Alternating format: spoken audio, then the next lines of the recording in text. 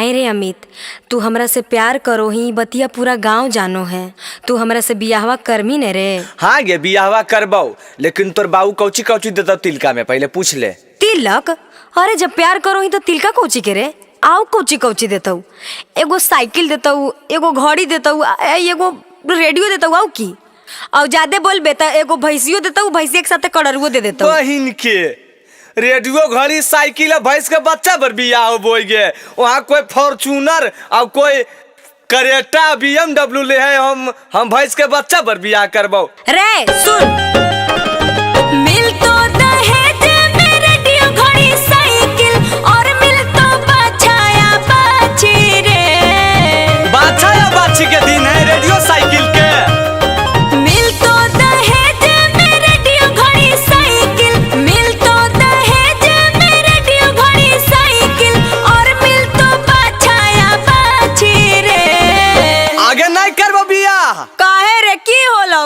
सुन, तब करबो तोरा से बियाह बागे छौड़ी बापू देतौ जब गाड़ी अपाची गे। तब करबो तोरा से बियाह बागे छौड़ी बापू देतौ जब गाड़ी अपाची गे।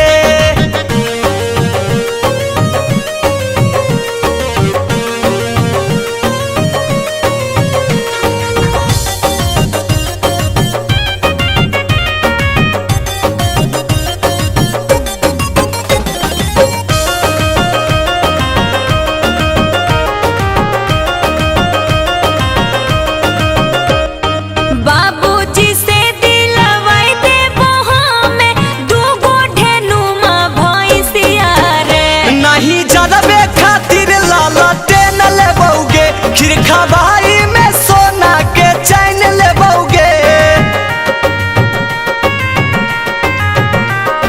रोड पर के तोरा तो कनिया दिलाई देबो, रोड पर के तोरा तो कनिया दिलाई देबो, साथे में आम वाला गाछी रे। हाँ तब ठीक हो। जरे लालची इंसान। आगे तब करबो तोरा से बियाह बागे छौड़ी बापू देतौ जब गाड़ी अपाची गे। तब करबो तोरा से बियाह बागे छौड़ी बापू देतौ जब गाड़ी अपाची गे।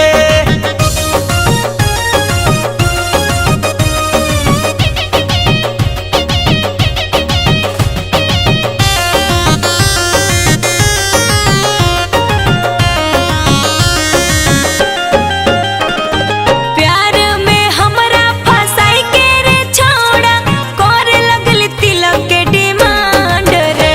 इतना सस्ता सामान जब देखतै गे जान, या दू बंसी चंदन मरतै बोलिए